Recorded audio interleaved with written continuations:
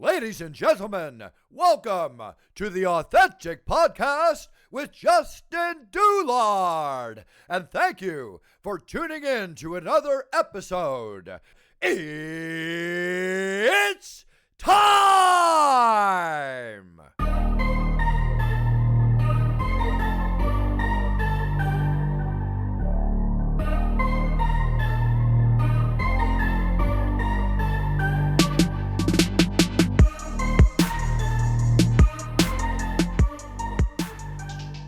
All right, ladies and gents, we are back with episode 23 of the podcast, and we have our first guest that has been on thrice, aka three times. I had to give that little plug because Lindsay's obsessed with that word ever since thrice. Ever since she heard it on Schitt's Creek. He's like, I've done this thrice. That gay dude that's on there, the son. Yeah, I've never watched it. I've heard it's good though. What's it exactly about again? A family, obviously. I think they get like their business gets shut down or they get kicked out of something. And I can't remember. Something happens to them where they have to like close up shop, and then the only place they can go is this crappy hotel they own and Schitt's Creek, and they're stuck there and they're kind of divas. But I watched a little bit of it, but Lindsay did. But yeah, she loves the first thrice. So anywho, Colten is back for the third time and going to talk about a little MMA as always. And good. I guess we got good news and bad news. Bad news is Colten had a little injury out there in the desert, and the good news is, got some surgery and it's healed up. But I'm going to let you delve on that a little more on what exactly happened, and he'll delve into it as well. But supposedly there's only 2 reported cases of this injury. Yeah. So I had a vastus lateralis tendon rupture. So that is the tendon that runs on the outside of your thigh, and then it connects to your patella, from my understanding. And again, I'm not a physician, but and then what allows you to, say if you're sitting, and to do like calf extensions, right? And do that and bend your leg up and down. I feel like you were watching me as I was doing that. So I tore that, and then I went to the doctor, and then or just anywhere I could get in real quick, honestly, I had my insurance. So got in, and then the lady rolling, right? Do what? Yes. Doing some doing a little jiu-jitsu. And then, so I go to the doctor I pop, I hear a big pop, and then it was like, okay, something's wrong. Rolled a couple rounds. Not that painful, but just didn't feel right. Yeah, I rolled over and was like, holy shit, something's not right. And I thought I could just freak myself out really, because I heard a pop. And so I go to the doctor the next day, and then nurse practitioner, and she wasn't the most helpful person I've ever met in my life. But she was like, hey, I just think you strained your LCL. You'll be fine. Send you on your way. And then she was like, your MRI will probably get, denied. And then luckily with my insurance, you don't have to have an approval. So went and got the MRI, and then they, tore my tendon, go to the specialist, and then he walks in and then starts jotting down everything. And I was like, hey, check it out. He's like, it's gotta be your LCL. And then he starts bending my leg like he would like checking for an LCL. And he was like, okay, that doesn't hurt. That's not it. And he pulls up the MRI, and he's like, I've never seen this before. And I was like, well, it's not good, And then he was like, okay. And he starts Googling stuff or whatever. Not good, on his computer. not good. Yeah, I know. I'm like, what the, I've already been doing this, buddy. Yeah, exactly. I was like, I'm 10 steps ahead of you. So from there, and then because it was the MRI results, said my LCL, ACL, all that was intact, and that's fine. And then just that. And so it's an isolated vastus lateralis tear. And so he looks it up, and there's only been 2 on, and I have the site. It's where they publish journals and studies, obviously. And the only other 2, there's only 2 others that were reported on there. And one was like this weightlifter. And then it says here, quadricep muscle rupture is a relatively uncommon injury occurring at a reported rate of 1.37 out of 100,000. So, just because there's 2 reported, I mean, there's definitely been more, obviously, but only 2 that have been reported, like have case studies on. And, obviously he was looking it up to see what kind of procedure to do, which is it's called a cert, or I don't even know how to say the word. I'm probably going to butcher it and people laugh, but a suture anchor or whatever. But that's the technique that they do. And basically took my tendon, and I believe they drill holes in the kneecaps and reattach the tendon that way. That's insane.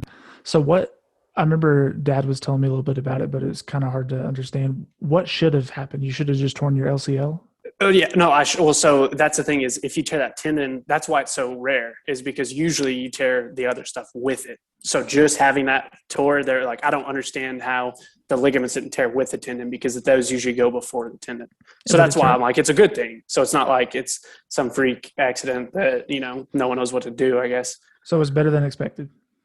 Yeah, and then he did say too, he was like, it wasn't as bad once I got in there as I thought, and he's like, and I think there was a lot more muscle tear too, so that's good. But go ahead. You gonna go back and give the nurse practitioner a little visit? Be like, hey, here's my my paperwork, just so you know. Dude, right? And she was kind of, I don't know, she was just kind of rude. I don't know, I wasn't a fan. And then and then the girl, when I went to the follow up of that one too, because I had to go after the MRI. And then she was like, yeah, I don't even think you should be wearing a brace. And I was like, what? And she's like, I think it'll put pressure on it that it shouldn't need. And I was like, yeah, I don't know about that. And so I had this janky Walmart brace, and I was limping around for 3 days, and I was at work. And then they were like, hey, I think you should probably go get some crutches. And I was like, dude, where do you get crutches? I thought the doctor gets, because they didn't leave me with the crutches. So then I went to some medical store, bought some crutches and was crutching around for a little bit, and actually got off, what's today? I got off the crutches on Monday and got my stitches out.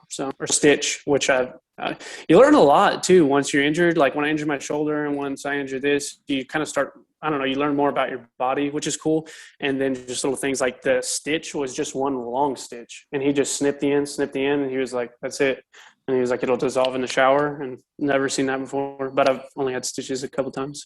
That's crazy. Yeah, you tell the people like, yeah, I need crutches, but man, the doctor wouldn't take a picture. I can't get no medical supplies. So, yeah, I know, it was rough. Has anybody at the gym recently had any knee injuries like that, or your coach? Yeah. One of these girls, Rachel, she tore her. Actually, I think she actually did tear her LCL or ACL. One of them. She has surgery on the 17th. So, and then her husband actually tore his meniscus. Now think about it. Jeez. Probably because he was out for a while, but he's back now. So, yeah, people are just in and out with the injuries, I guess. What's your ideal return date? Like one day you could get back in there and do a little bit of flow or something. Is it the fall? So I go to physical therapy for 4 to 6 weeks, 2 to 3 times a week. So that would put I'm hoping that maybe like mid-April I could go and just do, some fundamental classes and stuff. No rolling, but maybe just some, drilling. Back to square one?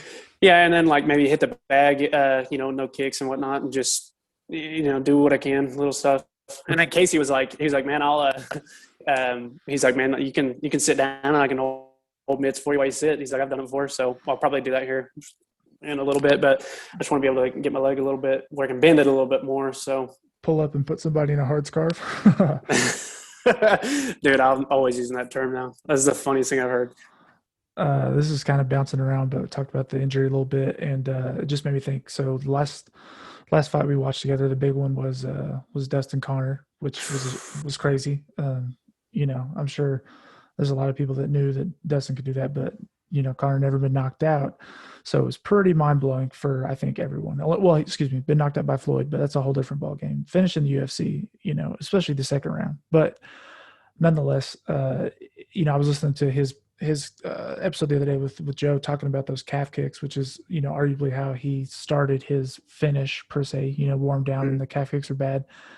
And it just made me think injury-wise, he was talking about whenever he was in another fight and he took some pretty bad calf kicks. He said it was so bad that not only could he not walk for like a week or two, but he said they go to the hospital and they're like, they want to slice open his leg, the bottom of it, to relieve pressure because there's nowhere for it to go. Dude. How is that? Dude, I mean, it I makes don't sense. understand There's the just physics like, behind that. I don't, of course. well, I I've mean, never, your yeah. thigh's got so much meat there, and then so it can kind of expand. That's like whenever I've never had a bone bruise. That I guess I'm kind of hopping everywhere, but so I got kicked first time, no shin guards, and I got like or how many? It was like 8 or 10 people got like, or maybe 6 to 8, whatever. Anyways, got 2 free kicks for my birthday, and then it was terrible. And then half of them weren't even really even doing, like, they're probably like 10-25%. So the others just, I mean, it was bad. But that bruise, it never, so my bone was bruised, but my actual leg never bruised. And you've seen pictures of how bad like my shin started bruising and my legs when I first started doing it.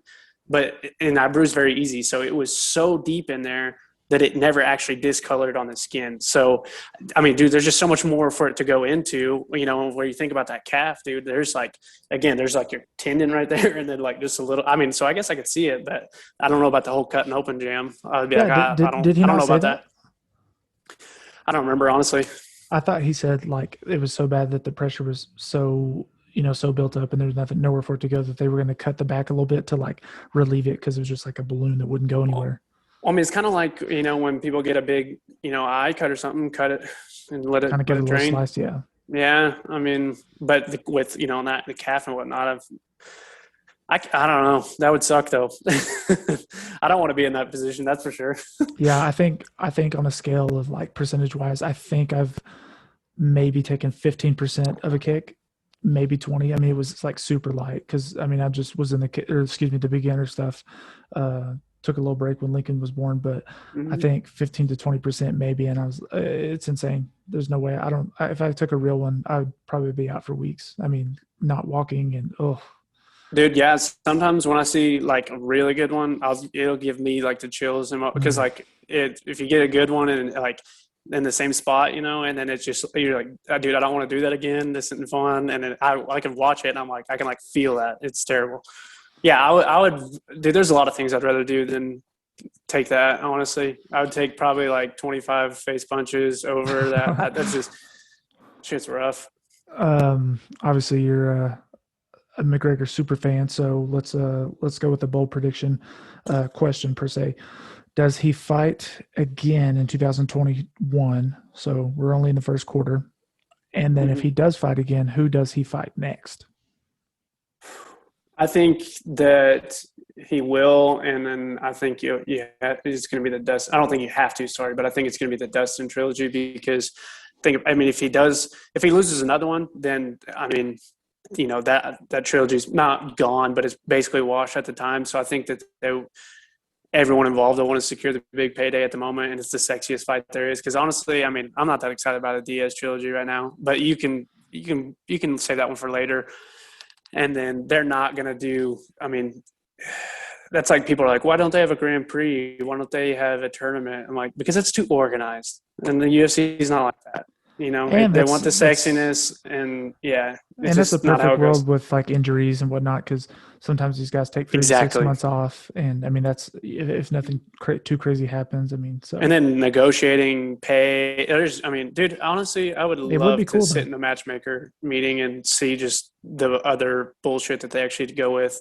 Because most people are like, assume that it's, easy. But yeah, I can imagine. But it is it is what makes it fun. So it's kind of like I kind of compare it to like college football. Like college football has a ranking system, and then is political, and then it's voted on by these presidents and people that work or have been to other other teams and colleges, and there's a dark horse in there, like I don't know, like. For example, what I'm talking about, some of the dark horses. Sure. I'm 12-0, I deserve a shot, but then you haven't really played anybody. And then you get like Notre Dame, who, until this year really didn't play a lot of anybody either, and they still get in. It's kind of, what have you done for me lately, or who are you? So but that's what makes the college, the CFP kind of sexy. Is it used to be just the top two, and now it's the top four, and it's a little better, but it's still a little hairy. Yeah, and then like with UFC, I think it's nice because you can't, like I said, you there's a lot of moments that happen in drama. I mean, dude, because there's more drama in that than like a freaking reality TV show, to be honest. And then so, dude, things can just change at the drop of a hat, and then like these new, rivalries will come up, or nice fights, or what have you, from like a tweet or this and that. So I think if they were really organized, then it would ruin a lot of that sexiness. You wouldn't have as many juicy fights or anything like that. You wouldn't grab as much attention, that's for sure. Yeah, the one thing I would say that we've talked about before, and I think that would be an easy fix, and it should be a fix, is you can keep the drama and you can keep the rankings and you can plug this guy in and keep all the hype and make these matches and the Twitter arguments. But what I freaking hate is whenever someone loses, it's like they drop down, so not so low, but they drop down, and it's like there's this idea, this theory that if you're coming off a loss, you can't fight somebody who just came off a win. That's the most insane thing ever, because look at you can't compare the sports, but you can. Like, look at the Buccaneers. They lost 5 games. They lost at one point in time, they lost 3 in a row. Then they won 8 in a row and got hot and won the Super Bowl. Maybe they got on a good stretch, but I just think it's like ludicrous that if you lose a fight, you can't, for the most part, if you're in the top 5, top 10, for the next fight, you can't fight someone who just come off a win. I mean, dude, it's so close. And these guys that are going at it, I mean, everyone is super good. Mm-hmm. And then the guys that if you're fighting someone in the top 5, top 10, it's like, dude, one of you has to lose. It's just going to happen. I mean, right. And it's if it's a 1 and 2, dude, you're like, the 2 dude shouldn't get shunned. Like, he's still the second in the world, bro. Like, I mean, you're holding this loss over his head. Like, it's, it's like, it's a 1 and 2. It's not like he lost to a number 10, I mean, yeah, like Ferguson, maybe, I mean, there's this talk that maybe he's on the downside, and maybe he is. I guess we'll find out, whenever he's back in, but he lost to Gaethje, and he went to 5 rounds to the very end, and then he lost to Oliveira, and I can't remember how that one ended, but it's like, he lost 2 in a row. I mean, look at NBA teams, look at NFL teams. They'll go on 3 or 4 game stretches where they lose, and then they'll win the Super Bowl. It's like, I don't know. I mean, there are times when someone loses, like a Cerrone, he loses 3, 4 in a row, and then it's like, okay, maybe he's getting older. It's time to hang it up. But look at Max Holloway. Yeah. I mean, dude, you're like, and again, you don't even. Yeah, I wouldn't even say he lost. Dude, I don't think he lost anything against Alex, but that's a different argument. Yeah, I mean, it's such a 50-50 sporting event where it's so singular and individual. It's just crazy that 1 or 2 losses and they start counting you out. I mean, the fans, and then even the rankings and all that. Especially they're guys that are killers. I mean, yeah, especially with the world class people. Like. It's like people like Dustin, like if he got a loss and people wrote him off, it's like not, he's definitely still here, Yeah, and then like with Chandler, that freaking bum. Mike Chandler, if you listen to this, no. Yeah, so I thought it'd be cool to get Colten a cameo. And Chandler was super affordable, and then pretty uplifting, motivational guy. This bum has. And I'm a fan, or was, whichever one you want to say. Yeah, it's like 50-50. You can't hate the guy, but you're like, I know, I see your Instagram stories. I know what you're doing. But anyways, cameo. First, like your buddy didn't text you back. Oh, that's 100%. It's like, come on. So Cameo bought it, and it was like, okay, this Mike has 7 days to fulfill it. And if not, you get your money back. Mike doesn't do it. I'm like, come on, man. He got that sweet bonus, baby. He don't need that. Well, you don't need that Cameo money anymore. Get off there, man. I watched them and they were good examples. They were cool, but I saw Ricky Williams on there too. I did see that. But if you're like there's no reason, I don't think excuse me. A lot of times people compare wins too. So like he's like, I deserve a title shot or this and this and this, because he's like, look at what I did to Hooker. And look at what Dustin did. It's like took him the distance. It's like styles make fights. I get it, but I mean, it was your first one. You came out guns a-blazing, and that paid off. I mean, that doesn't mean that it's just a different win, So think about if Ben Askren got an immediate title shot because he was the Bellator 1 FC champ, and he came in and smacked Robbie, or not smacked him, choked his ass out. Still, dude, I lost my voice that right after that, bro. Everyone in my house was yelling so loud. That was crazy. That was crazy. Robbie Lawler, whenever he got slammed, and then he got done. Undertaker came out of the dead, and then Bulldog choked him. Like, what? I thought you were first referencing we were in Winnipeg, Canada for that one when he got freaking baptized. Dude. 5 seconds. I know. I'm telling you, I was like, we have to watch. I have to be at this card, and that was. I think said I'll never forget where I'm at for moments like with huge fights. And that's the thing is I've watched a lot of big football games, and dude, I couldn't tell you where I was at for any of them, or most of them, but like that, never forget it in my life. We're not going to talk about it too much. You can take a quick hit if you want. I just want to say I'm not going to act or pretend like I know boxing matchups or who's going to win, but I honestly hope Ben Askren gets not KO'd. Dang. He doesn't deserve it. You want Funky to get his wig split like that?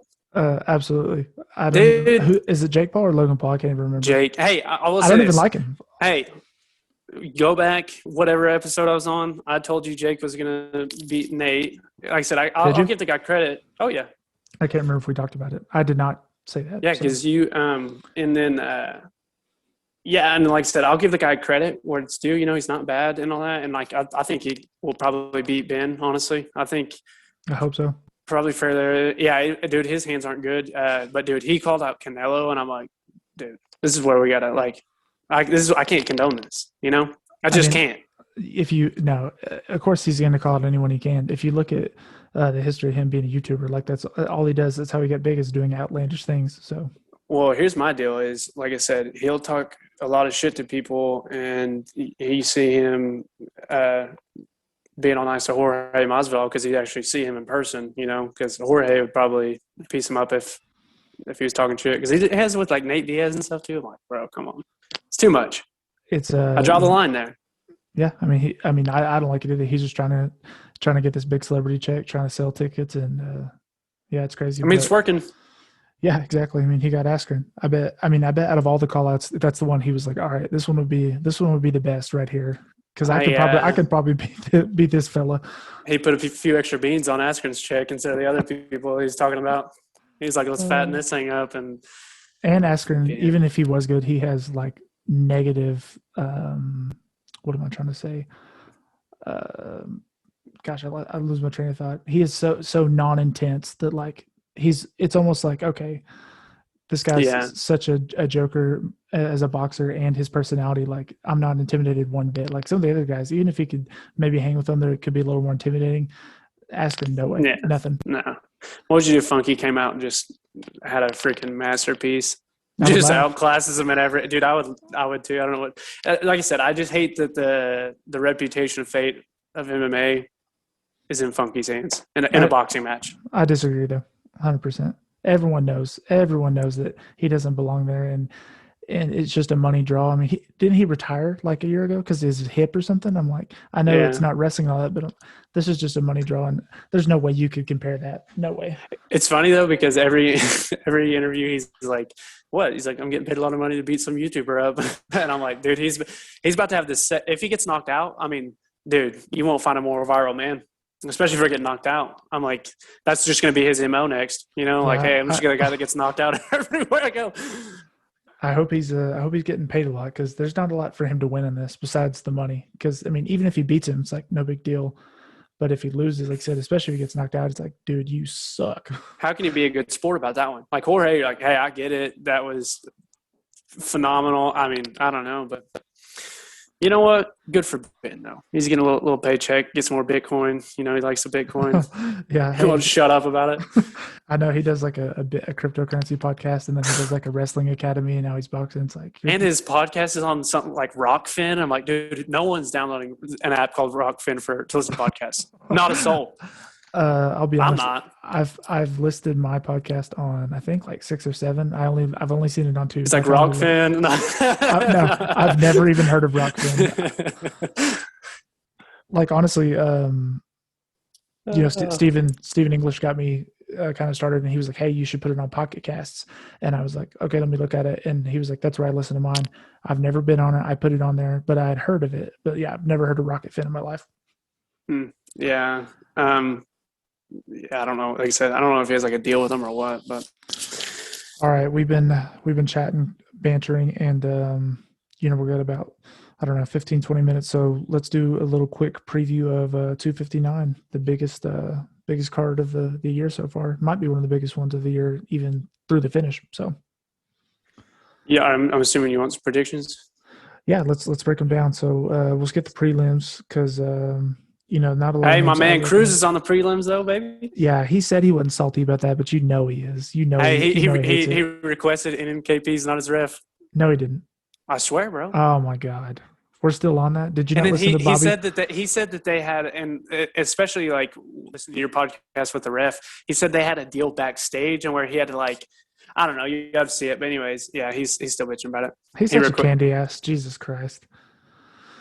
Yeah. Dom, if you hear that, don't beat me up. But dude, get over it. Yeah. You lost. You freaking got smoked by Triple C. It's over. I felt like he was a good sport about it, and these recent things that he's talking about, like the way he said it. But I know you'll say different, so we will hate him, avoid Dom. Yeah. Hey, I will say, quit throwing a tit fit, get over it. And that's what he said. He was like, that's why I was given an opportunity for a title shot, and I hadn't, fought in 4 years, and my last one was a title shot. And he was like, I was given a good opportunity. And he was like, man, I didn't meet that. He's like, so now he's like, I can't be choosy about who I'm fighting. He's like, I can't, matchmakers say this is what you're doing, so that's what I'm doing.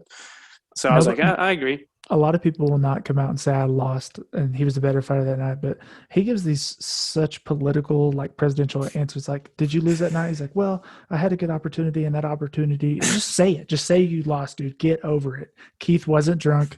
He might have smoked a cigarette, probably. What about Keith was in there smoking left-handed cigarettes is what it was. Oh my God. What about Theo? He's like, I'd beat him and have someone wave a cigarette in the background. Dude, when I watched that, I was crying laughing. Yeah, I know. I'd get him against the cage. Can you imagine them seriously? I was like, that's the one I would love to watch, like a celebrity like charity match. I'm like, that would be the funniest. I mean, honestly, man, I said it to you earlier, but maybe not a popular opinion, but I think I'm enjoying Theo's podcast with the UFC guys more than Joe's, because Joe sometimes is so like, I don't know, sometimes it's tense, man. And no offense to him, like he is my friend or anything, but like he's listening. Yeah, bro. Hey, don't take it personal when you hear this. But he's always like, when someone's hot, they're the best in the world, one of the best. It's like, I get it, and but yeah. Anyways, he had Theo had Corey Sandhagen on, was great. He had Dustin on. He's had Uriah Faber a long time ago, Michael Bisping, but just such a more relaxed conversation, and the humor helps too, because Joe's a comedian, but he doesn't pitch a lot of humor or really any humor in his pods. So like, I feel like his podcast and his comedy stuff is pretty separate, where Theo's is pretty blended. Yeah, exactly. That's why it's so. And Theo's conversationally funny. Like you said, I think conversationally he's way better than his stand-up, even, that I've seen. I've only seen a little bit, but just like in conversation, he's really hilarious. Yeah, Joe, whenever you hear that, I still love you, but don't unsubscribe. All right, so let's see. Main card. First one, we got light heavyweight Thiago Santos versus Alexander Rek. Can't even pronounce it. Not even going to try. So I would say don't know much about the other guy. I like Thiago. We'll go with him. Yeah, he's one of those fellas that you look at, you're just like, why would you ever bet against him? Why would you put money against that guy? He is, he's got the hammer on his chest. So, and I think he there's a debate that he beat John.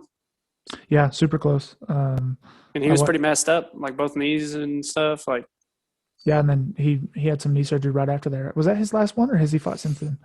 Do you know? I don't know, honestly. This might be the comeback.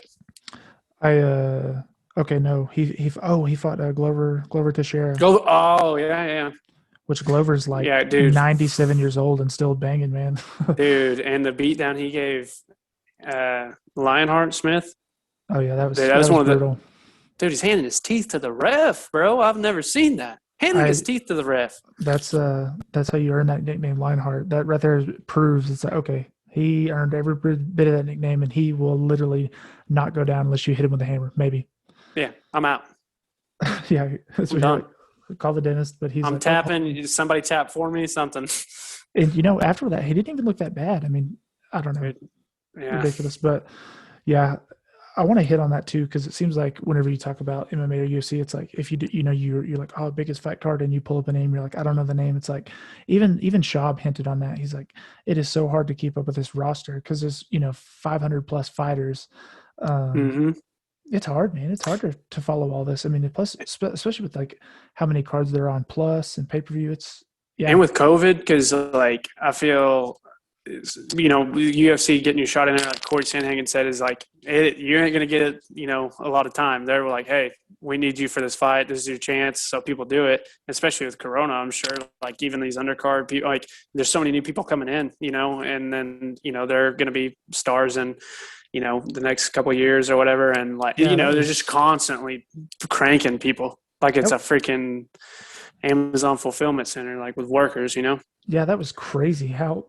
He said he had either a pro fight or an amateur fight in another card on Friday, and then he took it on Saturday. I was like, how could you pass your physical protocol?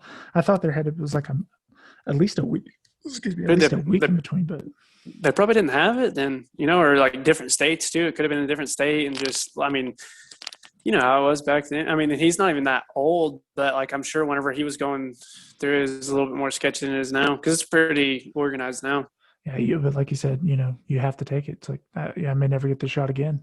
Yeah, even if you like almost, even if you're like, don't think I'm going to win this, but get in. Oh yeah. Then we got a lightweight. We got Islam versus Drew Dober. Islam Makhachev versus Drew Dober. I like Drew Dober honestly, but I think Islam will get him. Well, yeah, Islam's 17-1 and never lost in the UFC. So.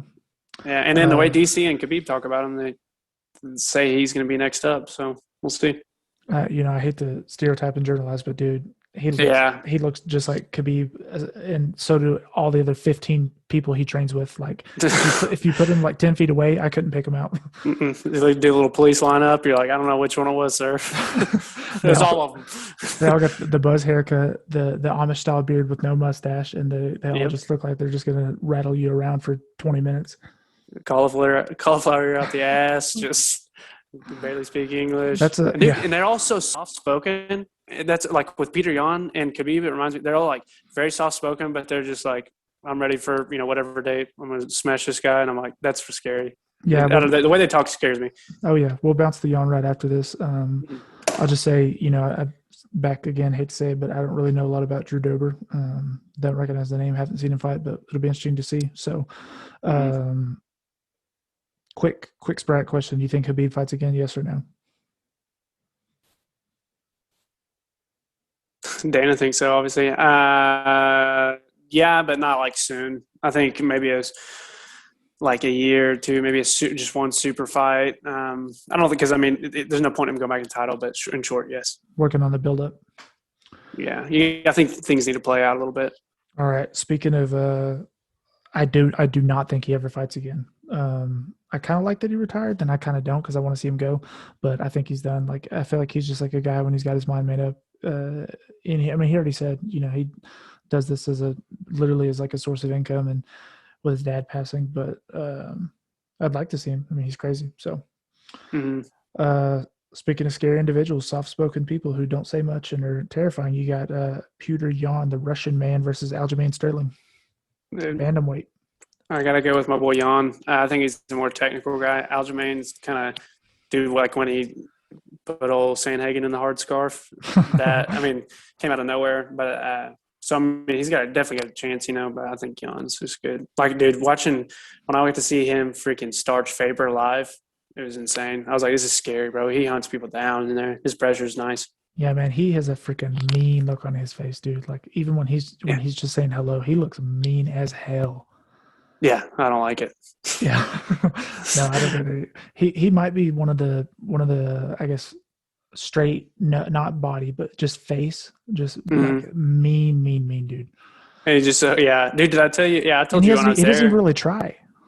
Yeah, that's what I'm saying. He seems like he's like just hanging out, not trying to put it on. I tell you, that was whenever I was at UFC 245, I was down by where they're walking out because they were all walking out and Faber was walking out, which was cool to see. And then Jan was, and there's and there's this Russian guy next to me, and he was like, he was like, "You like Faber?" And I was like, "Yeah, he's good." Maybe, And he maybe. was like, "I was like, who do you like?" And he was like, "Jan." And I was like, "Oh, okay." And he was like, he asked me if I was Russian. He's like, "Are you Russian?" And I was like, "Do I look Russian?" Like, Hey, no. I don't know. Maybe I was like, "No, not at all." But it was funny. I would Just say chatting it up. look Russian, maybe, but then like when you say hello or any word Yeah, I at mean, all, yeah, then that's it's what like I was nope, like. that's Hey, I it. didn't think I gave off this Russian vibe whatsoever, but okay. It's You meet a lot of different cats at the fights, obviously. I know that's crazy. I wonder how soon they'll have fans. I mean, this is a Dude, pretty Texas big just league. opened up. Guarantee you, Houston's gonna be the next spot. That's My prediction. that's a pretty good one because I did see that, or well, you sent me that actually, and I mean they've been in Houston tons of times. And So and I heard Dana, what she says a lot of things, but and I believe him. He was like, first people to let me fully pack an arena. He's like, I'll be the first to hold an event. And then someone goes, "Oh, you'll travel?" He goes, "No, I will do it." So I think Houston's going to be the spot. And I think honestly, some of the cards they already have made, they might try and move there.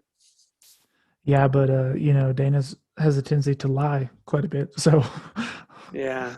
so And is not it? let people retire. The Hamza put a post saying he was retiring, and he was like, the guy's an effing stud. He was just emotional. He's not retiring yet. I'm like, dude, let them do their thing. I was like, because he's like really sick or whatever, which I'm sure is the case. But I'm like, Dana, What's let these what's people go, bro. what's funny is too. I think if he thinks they're serious and they're going to retire, like if he believes them, that's when Like he's like, no, Cejudo. don't do it. Yeah, well, no, no, Or so no, not like Khabib. Sorry, yeah, not Cejudo. I think it's because the he knows opposite. Cejudo will want to come back just with the money. That's why I think Yeah. like you notice like with Habib and stuff, he's like, don't go, come back. But then like you got Cejudo and then Connor.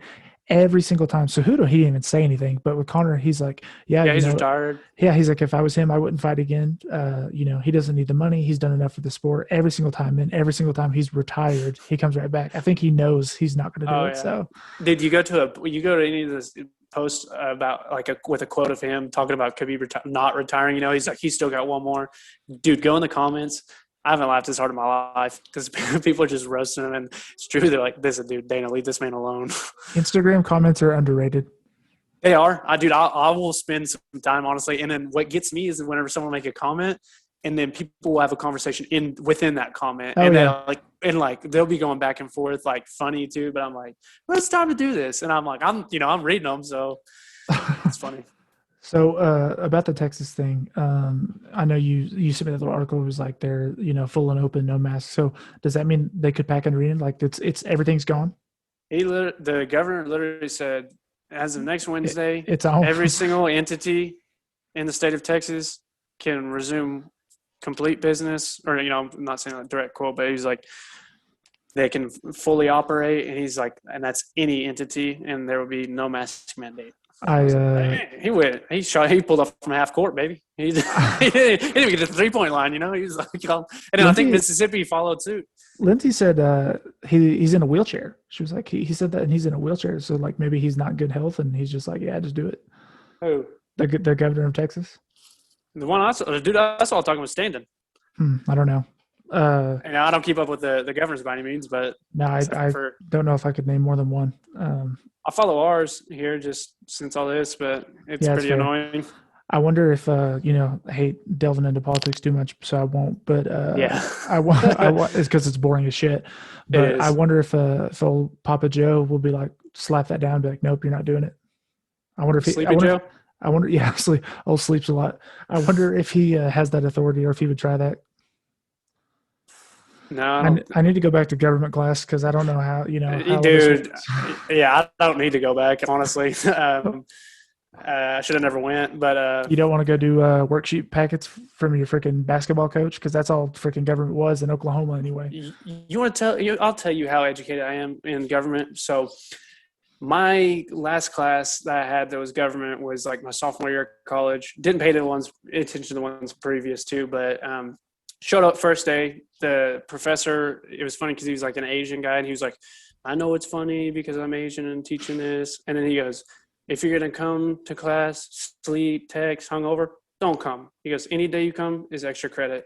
And I said, you won't see me a day. And he was like, every test is online. So I hit up old John Graham, and I'd buy my pack of smokes to do my American federal government test every time.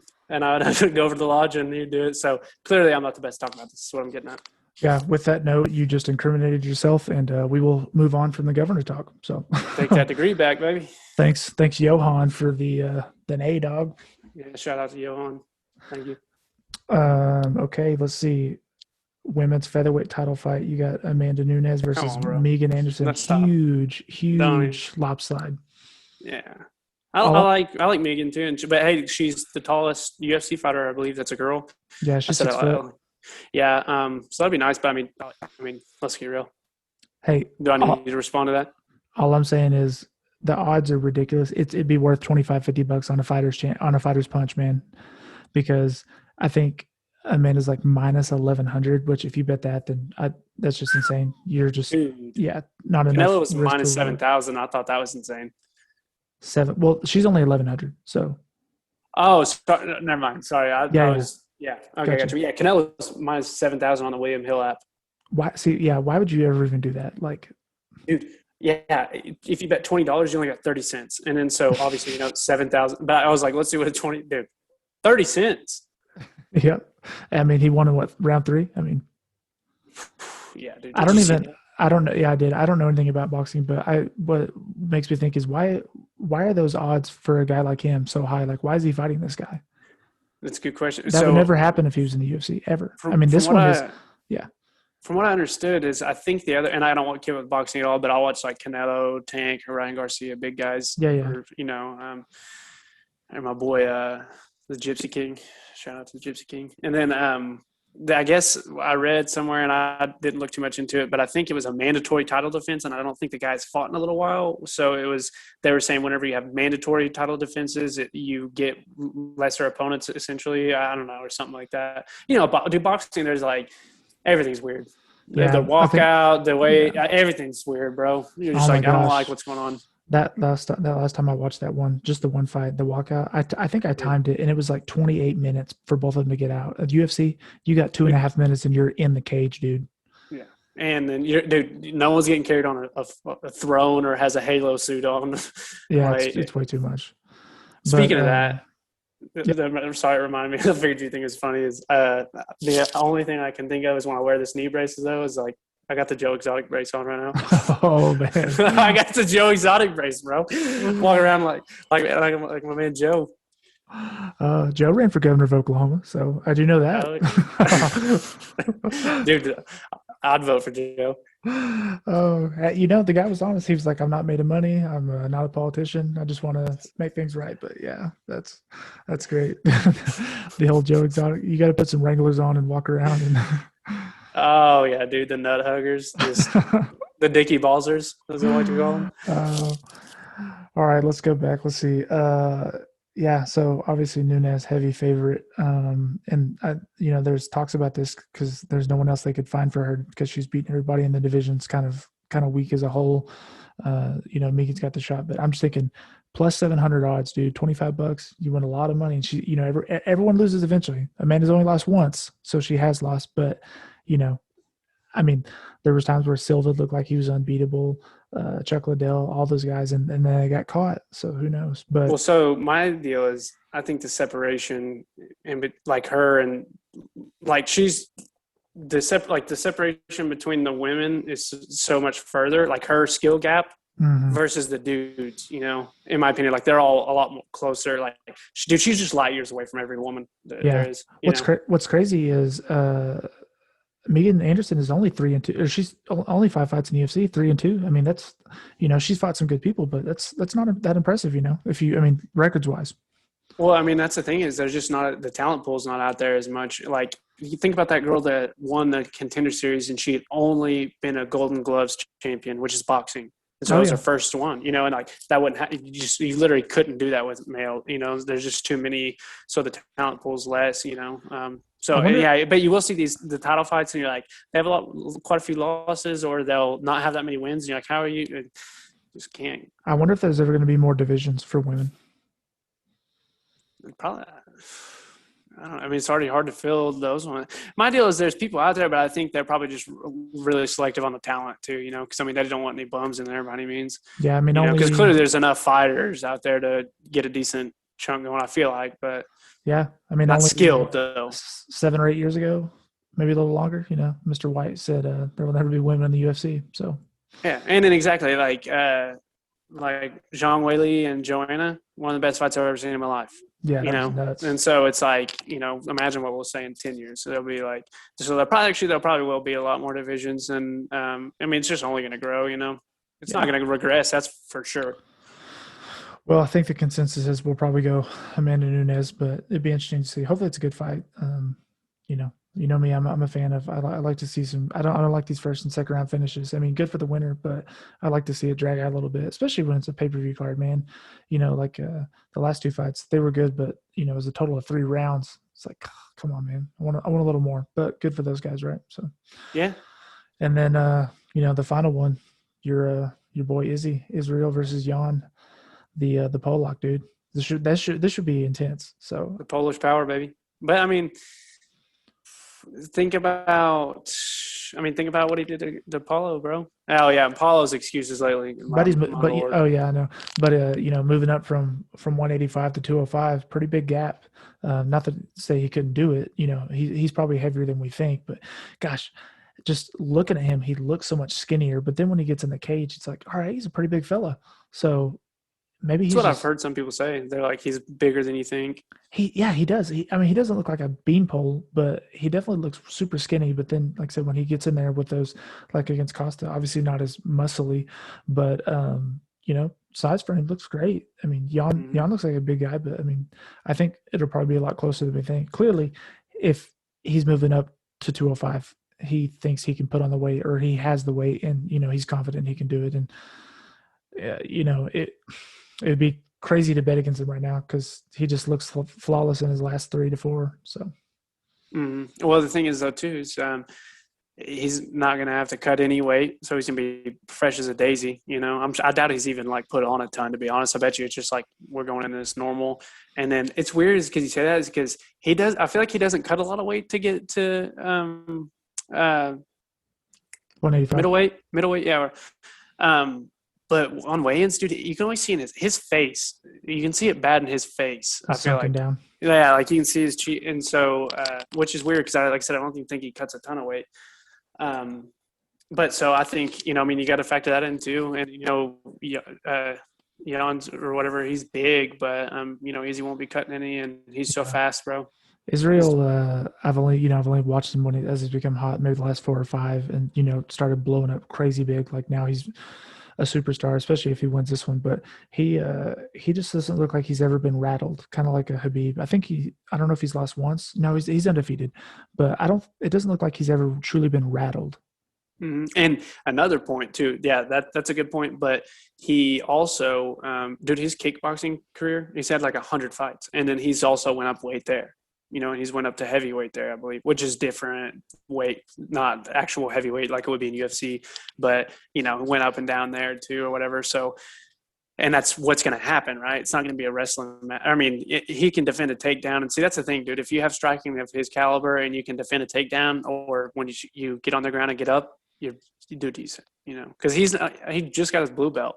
That's a lot of people. Derek Lewis is just a blue belt, but it's just different once you throw the striking in with it, Man, when we were watching Lewis Blades, first of all, that was disgusting what he did. Oh my God. And then 2, Lindsay was so upset because she's like, I hope Derek Lewis wins, and I hope he wins mainly because I want to see his post-fight interview, something good. And he didn't say anything. I was like, oh, that's so disappointing. He had no one-liners, nothing. Dude, so this is what pisses me off is I would never bet someone this much of a favorite, or anyways, I'm at the Tuscany, we're about to go to the Rat Pack show, or I'm about to go, and then stunting in the scooter. Oh yeah. And then see the William Hill deal, and I need to set up my mobile account. So I was like, I'm gonna swing by, and then I was like, I'm just gonna bet whatever's in my pocket on Blades, because in my mind I was like, just it's the 100, it'd be like bet on Khabib, whatever, and not really, but it was only $13. I was only going $3, but I was like, you know what? I just need to make a bet to have this account, and I'm here. It can be a little couple extra bucks for a tip later for Uber or whatever, Just a little. I get a notification. I see him just, dude, stiff as a board. I was like, you've got to be shitting me. And because usually I'd be like, okay, I'll just throw it on Lewis in case he wins because he's like plus whatever. And, Yeah, I think he was like plus 400, 300 or 400. Pretty decent. Yeah, and to be honest, he did what he always does. He kind of started slow and he was just taking his time and wasn't rushing anything. And, Blades came in for that takedown and, oh my God, put him to sleep. That was nasty, dude. I felt so bad for him. that was the definition of some chin music right there. Derek Lewis, just, aside from his Instagram being awesome and his whole persona, his post-fight win celebration may be the best because it's the exact same every time. Yeah, the chest beat down and just the pow right on the canvas. I know, dude. It's so crazy with him too. Is like that one moment of him taking his shorts off and then my balls was hot. Just changes his whole, the whole thing for him. And then, or like you said, his Instagram that he's okay, like him uploading out of Blades after. I was like, dude.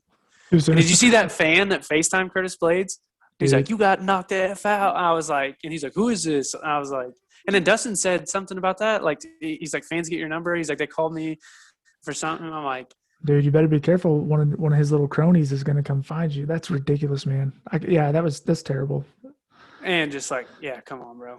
I thought about that the other day too when Dustin said that. He's like, people may get numbers. When I worked at AT&T, I mean, there's 3 or 4 major cell phone providers in the United States, right? Do they not get leaked more often? Yeah, because I don't think these guys I worked at one in Tahlequah, Oklahoma. Not a lot of celebrities pulling up, but I had buddies work at the one in OKC, and they, sold phones to Harden and what's his name, Kendrick Perkins. Mm-hmm. I mean, obviously, like you got to be a real asshole to tweet out someone's number or get it, but there's a lot of assholes in the world. Exactly, 100%. There's a bunch of shitty people. Like, how is it? And you know what? I'll go ahead and say it. I'm sure a lot of them work at AT&T. I agree. No. Now I'll say this: AT&T. There's a lot of good people that I work with, but the company as a whole, not my favorite. So. Oh yeah, I'm sure we could throw out a laundry list of those. That's funny, but yeah, don't know how that doesn't happen more often. Maybe people are better than we give them credit for. So.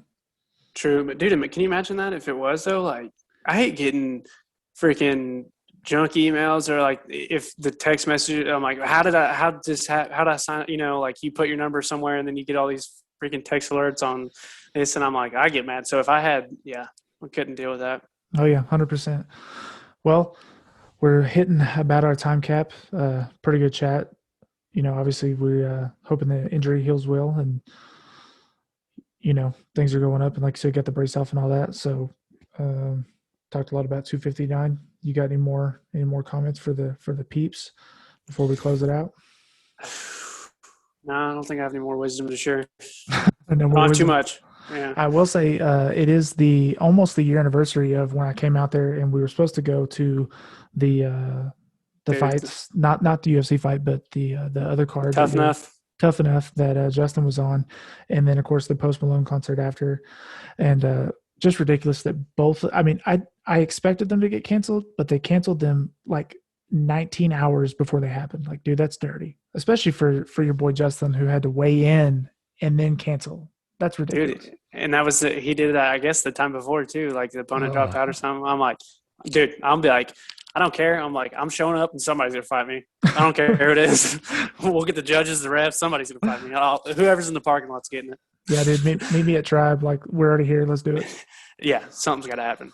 But yeah, dude, that was a year ago. That was a year ago when COVID really got hot. I think because it was my first week at the new job. Because that's coming up on a year on the 9th, and then the concert and stuff was the 14th.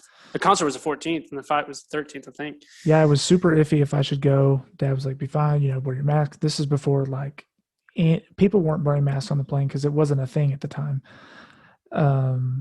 It was, I think at the time of that, it was like, hey, save all your masks for medical professionals. That's how early it was into the COVID. But yeah, get out there. We stay premature COVID. We stay one night at the MGM. The next day is when they cancel all reservations. I go back to Fargo, and there's a full flight coming there, and literally every property in Vegas was canceling hotel rooms. And I was like, are they telling people that, or are they just like honoring their stay or what? But pretty wild. Yeah. Isn't that crazy? That's a year ago? That was a year ago. It was early March that I took off out there. I know. That's like, We had a that good time, takes, but I know. It was still, yeah, it still did. It's just crazy. That's like I said, I've, signed my new lease because I've been here for a year. And I'm like, what the, or in this apartment, Yeah. It's crazy. well, gonna bounce off. It's been good talking, of course. And thank you everybody for tuning in and listening. I forget to say this often, but always looking for quality guests. Most of the people that listen to me are the ones who get me my guests. Colten's got me several, and plenty of other people who've connected me. So if you enjoy this chat or have any critiquing, please let us know. And always looking for more guests. Please send them my way. Obviously, we talk about lots of different things on the show, so always open to hear ideas. But that is it for now. Thank you guys for tuning in, episode 23, and we will see you all next time. All right, later.